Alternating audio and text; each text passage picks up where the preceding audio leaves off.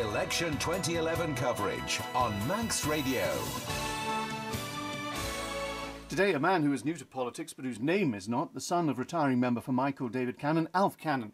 43 years old, educated at King Bill's, King William's College, commissioned into the Royal Regiment of Wales, so active service in Northern Ireland, posted to Hong Kong amongst other places, set up a recruitment company, which he sold 4 years ago, is now a director of a recruitment firm, has captained Vagabonds and Ramsey rugby clubs, is now preparing for the scrimmage of the polls at Michael. Good morning, Mr. Cannan. Welcome. Good morning, John. Are you going to give Michael more of the same? That's the question I suppose people are asking. Son of David Cannan, are we going to get more of the same?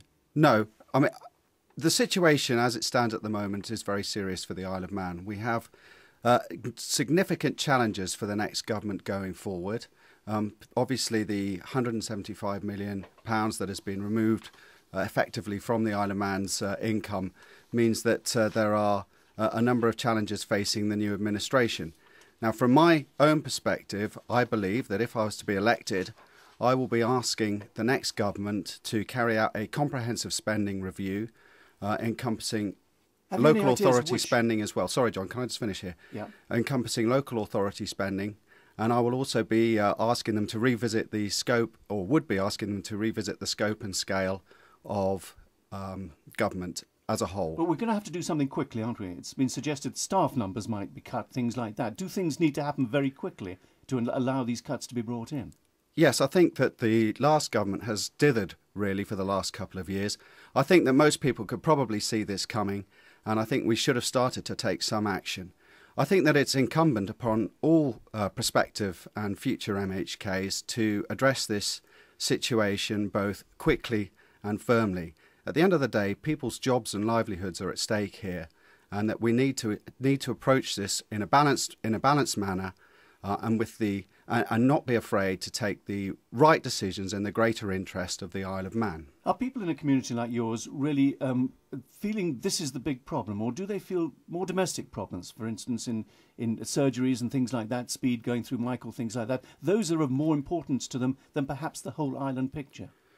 Perhaps in the past, but now there is from the people that I've spoken to, there is a definite mood for change here, and a recognition that there are some very serious issues that may impact on their day-to-day lives. For example, education.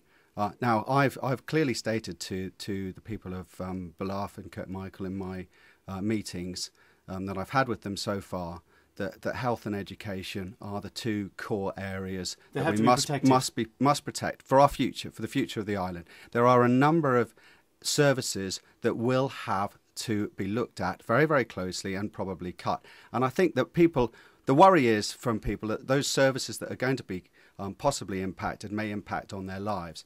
So therefore, the worry therefore is that the next government approaches this in the correct manner, with a balanced and appropriate Would you view. be part of the next government? Your father famously wouldn't take office, etc., in the closing years. Would you take office? If I was to be elected, my view has always been that I would do my best for the island, or seek to do my best for the constituents and for the Isle of Man. Therefore, that means that I would look to work with people for the greater interest. However, is that a yes? It is important. If I was to be asked, John, then I would look to work with people for the greater interest of the Isle of Man. However, it is important that people have the moral obligation to stand up, to speak and say what they believe is right, and to do that without fear or favour.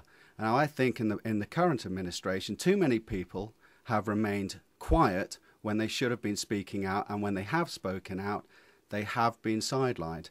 For me, it's yes, I will work with people. Yes, I will do this in the greater interest of the Isle of Man, but you must retain your own moral fibre and your own ethics. Just a couple of items as far as the area is concerned. Sewage. Obviously, there are moves to try and get the sewage plant there revamped. Is that a major priority, do you think, for the area? Yes, I mean, I think there's a number of priorities for the area. All of these situations need to be looked at and appraised very, very carefully. Can we afford them? Well, at the end of the day, that will all fall under. I think if the government's got any sense, it will undertake a comprehensive spending review. It will look very, very closely at a very quick one, presumably. It'll look very, very closely at the key priorities. It will look very closely at trimming down the waste, and we need to move forward quickly and efficiently. One of the things I should say here, John, is that I believe that if we're going to be successful at this, and we need to, as you say, move forward very, very quickly, we have to work very closely with the private sector. If there's one sector that's going to drive us forward in this, out of this situation, and take the island forward and get the growth back in, it's the private sector. We must work very closely with them. Mr. Cannan, thank you very much for joining us. It'll be addressed, I think, as David Cannan for some years. Alfred Cannan, who is standing for the constituency of Michael. It's 8 o'clock.